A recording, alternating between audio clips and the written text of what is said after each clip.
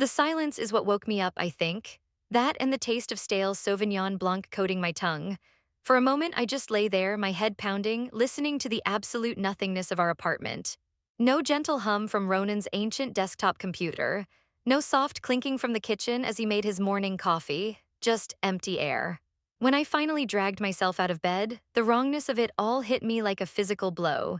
His side of the bathroom sink was wiped clean, his toothbrush and ridiculously expensive face wash gone. In the living room, the worn-out armchair where he'd spent hours coding was empty. But the real void was in the corner.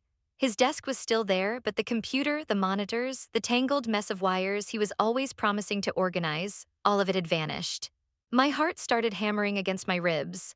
There was no note, no angry text, just a single, solitary key to the apartment sitting dead center on the coffee table, gleaming under the morning light.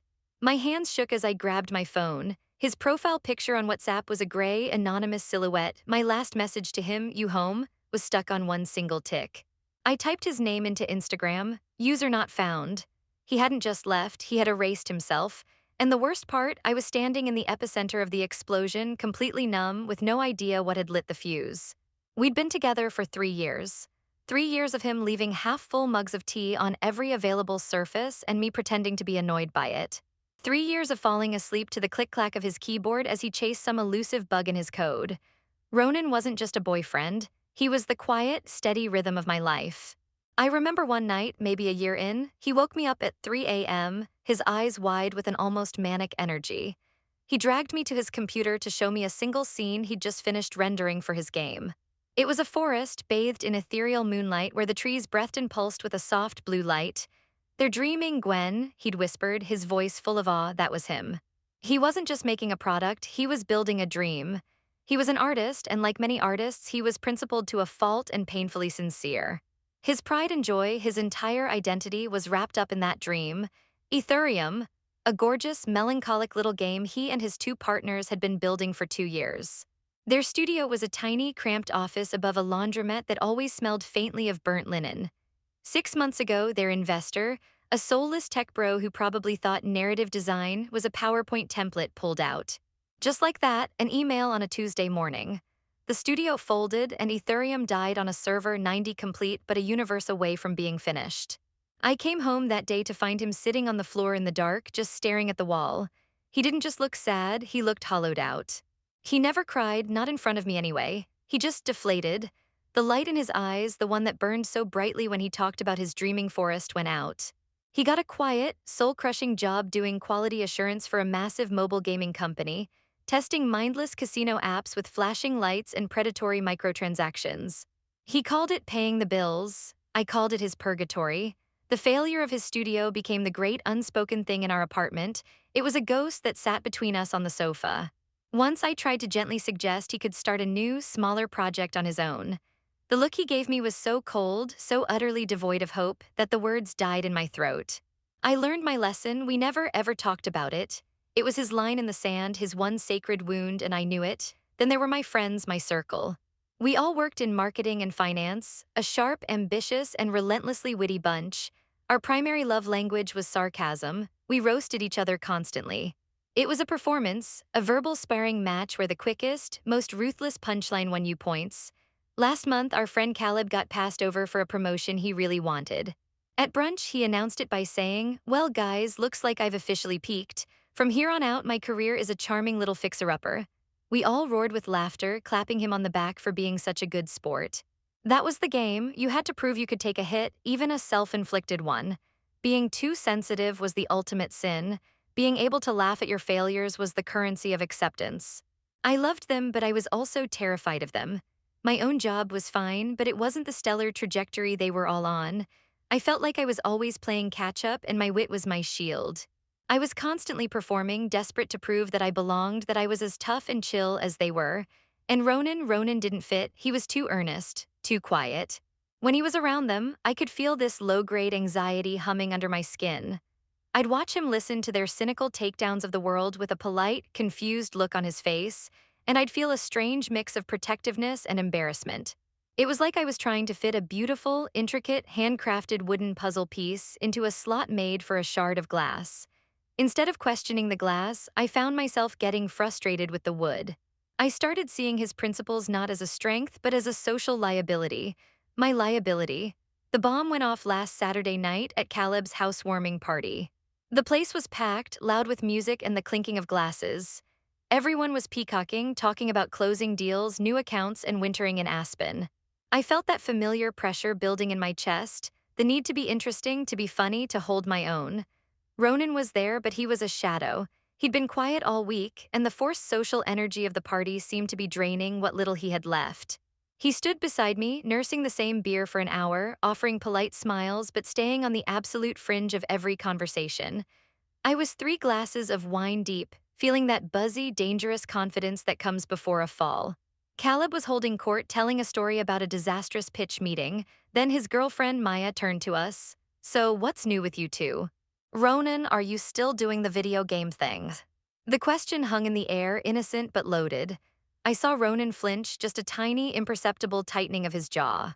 He opened his mouth to give his usual vague, noncommittal answer, something about exploring a few options. But my brain, marinated in cheap wine and social anxiety, saw an opening. A chance to perform. A chance to show everyone how chill we were, how we could laugh at our own misfortunes. Before he could speak, I jumped in, draping an arm around his shoulder with a theatrical flourish. "Oh, Ronan," I said, my voice a little too loud. "He's actually launched a new consulting business." Maya's eyes lit up. "Oh, wow, in what?" I took a sip of wine, paused for comedic effect, and delivered the punchline. "He's a bankruptcy expert now, specializes in failed startups. I mean, he's got first-hand field experience, right? So, if any of your little ventures go belly up, he's your guy." The silence that followed lasted maybe 2 seconds, but it felt like an eternity. It was a vacuum, sucking all the air out of the room. Then it was broken by a few awkward, cringy chuckles. Caleb forced a laugh that sounded more like a cough. Someone else let out a high-pitched oof. I felt a flash of triumph. I had landed the joke, I had their attention, I was one of them. Then I made the mistake of looking at Ronan. There was no anger on his face. No hurt even, it was worse. It was nothing, just a complete and utter emptiness. The polite mask he wore in public had been shattered, and behind it was a void. He looked at me, and for the first time, I felt like he wasn't seeing his girlfriend. He was seeing a stranger, a cruel one. He didn't say a word.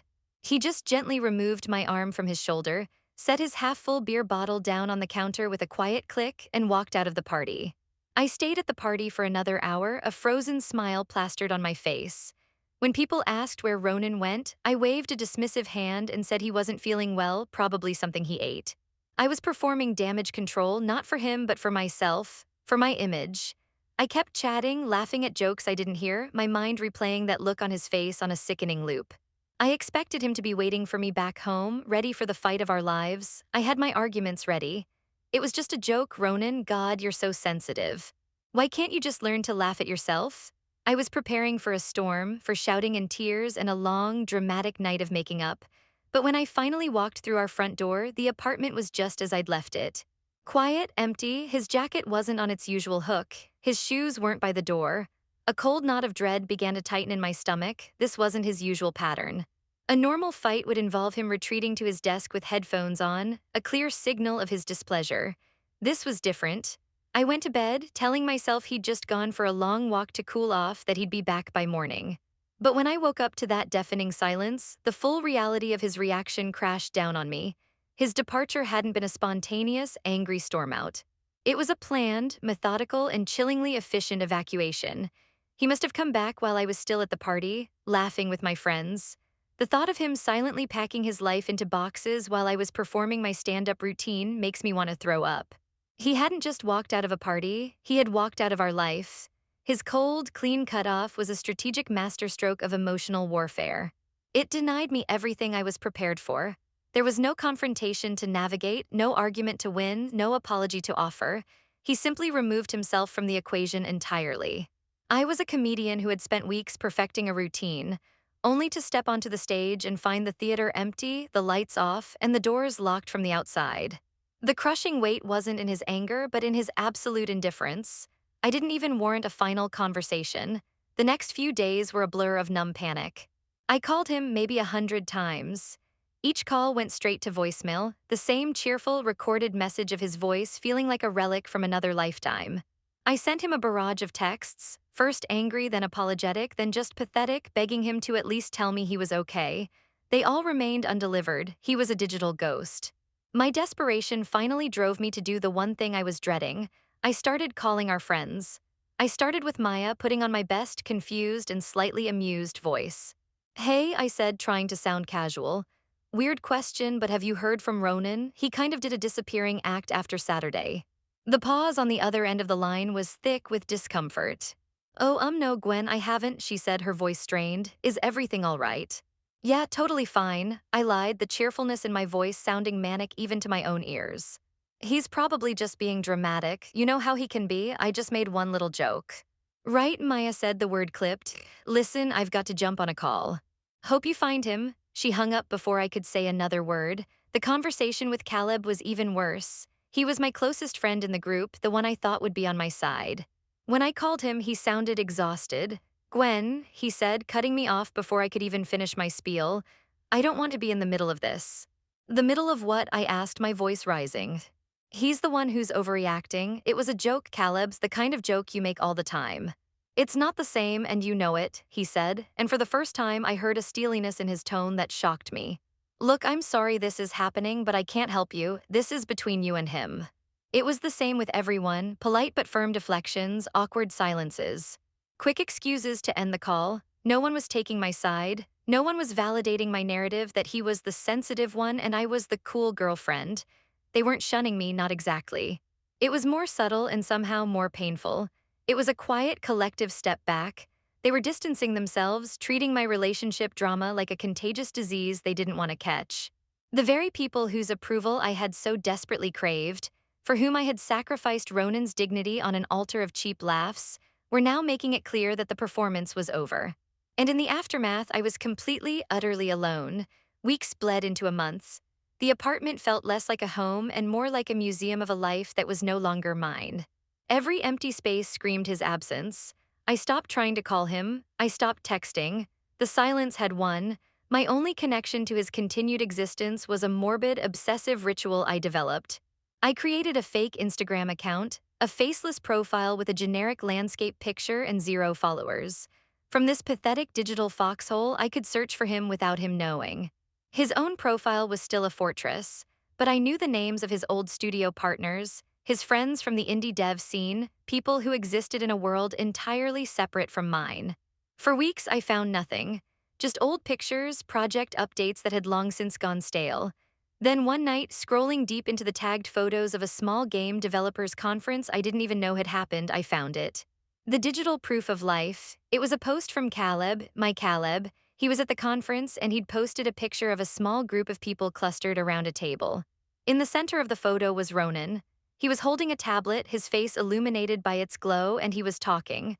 You could see the passion in his posture, the way his hands were gesturing, explaining something on the screen. He looked alive, more alive than I'd seen him in 6 months. My breath caught in my throat, but it was Caleb's caption that twisted the knife. It was a public comment, a reply to another developer on the thread. It read, "So good to see him back in the game. I saw him right after that party and he was gutted. Told me what she said. Honestly, man, it was the final straw he needed. No one should have their soul crushed like that at home." I read it once, twice, 10 times. The words swam in front of my eyes, the final straw he needed. It wasn't just my joke. It was the culmination of everything. My constant, subtle pressure for him to be different, to be more like my friends. My embarrassment disguised as concern. The joke wasn't the cause of death. It was just the moment the coroner was called. Caleb, my friend, had been his confidant. He had listened to Ronan's side of the story, seen his pain, and had validated his decision to leave. While I was busy trying to recruit him for my team, he was already playing for the other side. That picture, that comment, it wasn't just a window into Ronan's new life. It was a mirror showing me exactly what I had destroyed. Now this is my reality. I sit in the dark, the blue light of my phone screen painting shadows on the walls of this too-quiet apartment. I zoom in on that photo until the pixels blur. I study Ronan's face, searching for any flicker of the man I knew, the one who would wake me up at 3 a.m. to show me a forest of dreaming trees. But he's not there. This is a new version, a man who has shed his past, shed me like a dead skin. The laughter from Caleb's party echoes in my memory, but it's twisted now. It's not the sound of clever people sharing a moment. It's the braying of idiots. A cackle of hyenas who wouldn't know a thing of real value if it was standing right in front of them. I played a role for them, a court jester desperate for a round of applause. And for my final act, I took the most beautiful, fragile thing in my life and smashed it on stage for their amusement. I won their laughter for a night, and in exchange, I lost the one person who saw me when the spotlight was off, the one person who knew the girl behind the performance. He's out there now, building new worlds, dreaming new dreams. And I'm here in the empty theater long after the audience has gone home, a pathetic clown left alone with the ghost of a punchline that cost me everything.